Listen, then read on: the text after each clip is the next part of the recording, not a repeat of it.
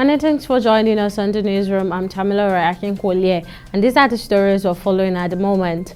Violent clashes erupted at the entrance of Osun State High Court Okefia on Wednesday between policemen and protesting judicial workers. The confrontation stemmed from ongoing protests by workers who were expressing their dissatisfaction with the embattled Chief Judge Justice Oyebola Ojo. Tension reached a boiling point when Justice Ojo attempted to resume her office, prompting a crisis. The union leadership vehemently opposed the return, leading to an attempt to harass and force her out of the office. Chief Judge of the Federal High Court, Justice John Tosho, has issued a new posting for judges to various divisions across the country in the wake of the appointment of 23 new judges. Justice Tosho had directed the affected judges to report to their duty stations before the scheduled resumption date following the Christmas vacation, specifically on the 8th day of January 2024. The reshuffling of judges is a routine administrative move to optimize the deployment of judicial personnel across different divisions of the Federal High Court.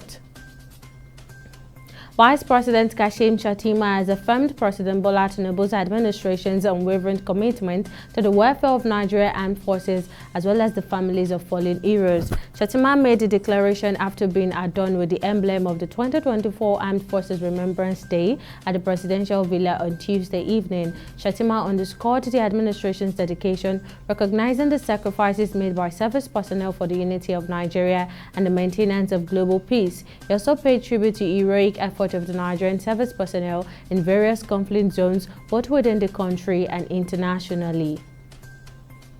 The House of Representatives has directed its Public Accounts Committee to investigate the alleged non-remittance of revenue generated through the remitter platform to the government coffers. The decision came after a motion notice sponsored by Honorable Jeremiah Umaru and Honorable Jafaru Gambo addressing concerns about the revenue leakages through the remitter platforms. Honorable Umaru highlighted that the country is facing a revenue issue, not an expenditure one. He pointed out that remitter had been responsible for handling government revenue since 2012, fully adopted in 2015. Before the deployment of the software, over 8.7 trillion naira had been processed through the platform. And in business, the Maritime Workers Unions of Nigeria has rejected plans by the federal government to refloat the Nigeria National Shipping Line 28 years after its liquidation by government of Olusegun Obasanjo. The union argued that besides not carrying organized labor along, the benefit of disengaged and other former employees of the defunct NNSL are yet to be paid by the government that liquidated the national carrier 28 years ago.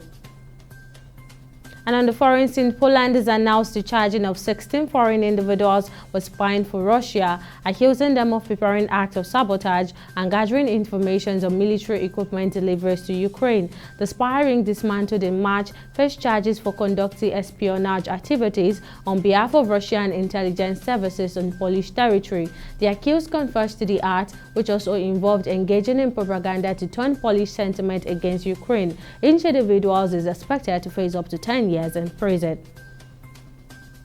And in sports, Ghanaian member of Parliament Israel Adongo issued an apology to Manchester United defender Harry Maguire on Tuesday for previously comparing him to the country's vice president Mamadou Bouaï in terms of poor performance. Adongo had criticized Vice President Bouaï in 2022 for the country's economic struggles, likening him to Maguire's alleged poor performance as a footballer who scores own goals. During a budget debate in the Parliament on Tuesday, Adongo acknowledged Maguire's transformation as a footballer, describing him as a transformational and a key player for Manchester United. And that's all on the newsroom. Many thanks for watching. I'm Tamilore Akinkwolye. Bye for now.